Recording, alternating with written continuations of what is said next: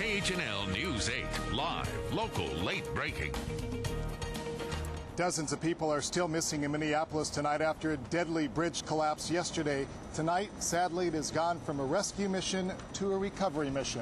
And the question many people are asking around the country, and including here in the 50th state, could the same thing happen here? We're coming to you live near the airport tonight. I want to take a look over my shoulder. The H1 viaduct as it comes out of the airport here, and of course goes about a 3.5 mile stretch. As you look at these pillars, they're about 30 to 50 feet off the ground, as high as 70 feet in other areas. That's approximately the same distance off the ground that bridge was in Minneapolis when it collapsed into the ocean. Of course, on the other side of the island, you have the H3 freeway, where it's literally hundreds of feet in the air. Now back to Minneapolis, dozens of emergency teams could still be seen at the bridge site this evening, some 24 hours after the collapse. By that time, we could tell you that 4 people have been confirmed dead, but recovery crews expect that number to certainly rise. 79 people have been injured.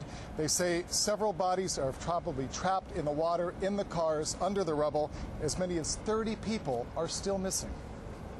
These are horrible images, but within each of those images is a story. That car you see tangled in the wreckage is someone's cousin or brother or husband. And one story after the other unfolds. Investigators from the National Transportation Safety Board are out there on scene again trying to figure out what caused that catastrophic collapse yesterday.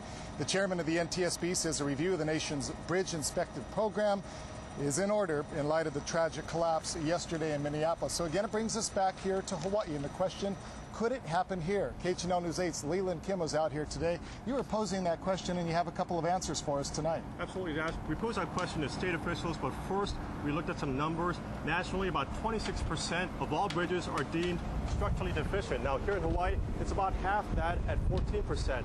And the State Department of Transportation says our bridges are safe. 1,100 bridges help transport hundreds of thousands of Hawaii commuters. They range from high-capacity bridges like the H3 to small 2-lane bridges. Tuesday night's Minneapolis bridge collapse has a ripple effect all the way to our shores. Windward resident Douglas Chu says he's concerned. We have a lot of heavy equipment that passes on these bridges here, and the bridges are really small here. The Minneapolis bridge is made of steel. Most Hawaii bridges are made of concrete, and they're managed by the Department of Transportation. We have had a significant retrofit program around the state, and we focused on our multi-span bridges as well as our high-traffic bridges, and those are the ones that we'll focus on first and have the highest priority. The DOT spends more than $25 million each year to keep Hawaii bridges safe. Some of that money goes to replacing guardrails on this Ka'ava bridge. And further up in Hauula, a bigger retrofitting project, this time replacing an entire bridge. Crews finished making the Kokololeo Bridge less prone to flooding. Now they're fixing the road. The DOT says it's part of an ongoing effort aimed at managing our bridges. And residents breathe a bit easier next time they hit the road. With the bridges and gates they're putting up, it's going to help people stay out of danger.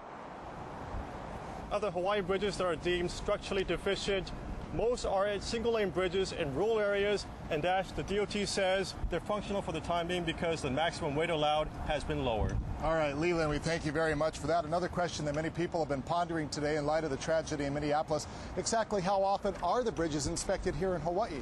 We can tell you that state officials checked all the bridges after the earthquake last October, but under normal circumstances, it's every 2 years. The DOT says its bridge maintenance and inspection program is one of the highest priorities within the department. We do have about 46 bridge replacement or rehab projects over the next 6 years, amounting to about $280 million. So it's the most significant investment that the DOT has made in our bridge system in a long time. $25 million are set aside annually to keep the bridges safe. The money is not enough, however, and the DOT recognizes that. It says it takes funds from other sources to supplement the bridge plan.